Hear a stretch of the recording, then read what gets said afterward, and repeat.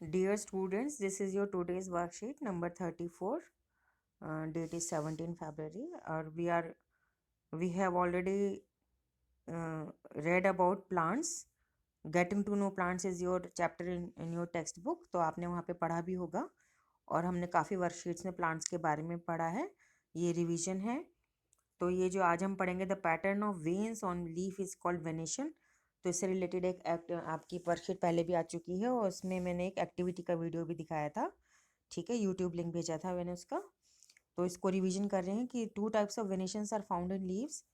Reticulate venation, veins from net like designs on both sides of the midrib. Parallel venation, veins are parallel to one another.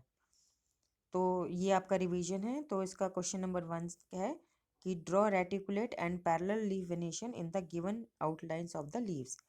तो reticulate के लिए तो आप इस प्रकार से ड्रॉ कर लीजिए, क्योंकि ये जाल होता है इसलिए ये इस प्रकार से बनेगा.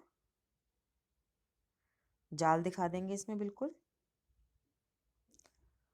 और ये जो ब्रॉड लीव्स होती हैं उसमें होता है ये आपका रेटिकुलेट वेनेशन है. ब्रॉड लीव्स में होता है जैसे मैंगो लीव्स हो गई, आपकी पीपल लीव्स हो गई, बनियन ट्री लीव्स हो गई और तुलसी लीव्स हो गई. ठीक है. और जो पैरेलल वेनेशन है वो इसमें दिखा रही हूँ मैं आपको. पैरेलल बनाएंगे बिल्कुल ऐसे. ठीक है.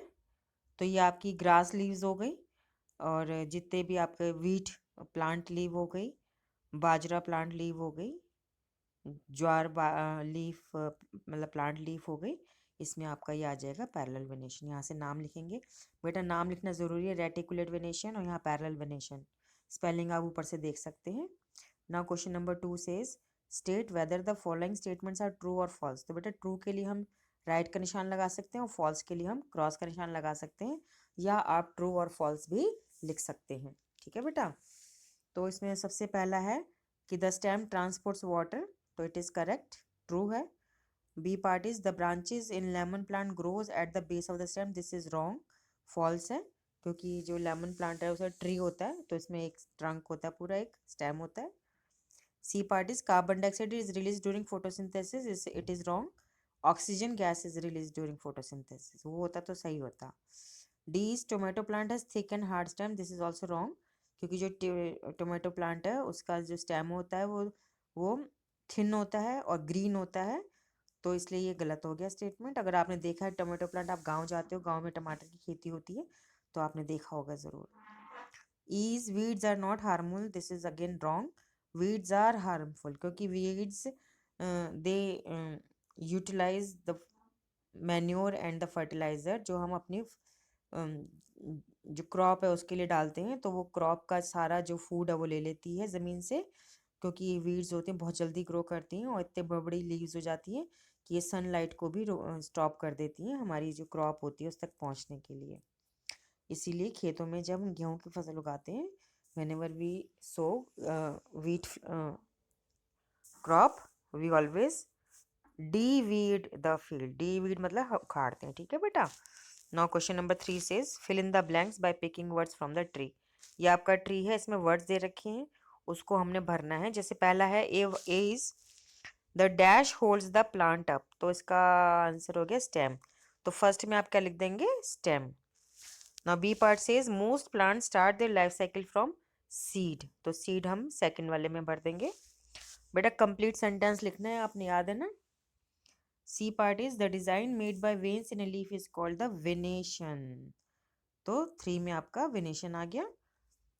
फोर्थ है डी पार्ट है plants with weak stems that can not stand upright are called creepers. तो फोर्थ में आ गया क्रीपर्स. और क्रीपर्स के एग्जाम्पल हैं melon, watermelon, cucumber, bitter gourd, gourd. ये सारी जो होती हैं. बिटर गर्ड बेटा करेला होता है, गर्ड माने घिया होता है. मेलन जो होता है खरबूजा हो गया, वाटरमेलन तरबूज हो गया, और सीताफल होता है उसको भी हम क्रीपर्स कहते हैं. ठीक है. E part sugarcane leaf has parallel venation. तो फिफ्थ में आपका आ गया parallel venation. F is the part of a leaf by which it is attached to the stem is called petiole. तो 6 में आपका आ गया petiole. तो बेटा इन शब्दों को लिखते हुए आप कंप्लीट सेंटेंस लिखेंगे, ठीक है। And keep your self healthy, you must fight against COVID-19. You have to keep in mind three things. First is whenever you leave the house, always put on the mask. Secondly, maintain the social distance of 2 yards, at least 2 yards, 2 गज जिसे कहते हैं. Third is whenever you come back home, then you must wash your hands properly with soap and water. After that, you can wash your feet, wash your face, you can change your clothes, but first wash your hands properly with soap and water and teach the same thing to your family members.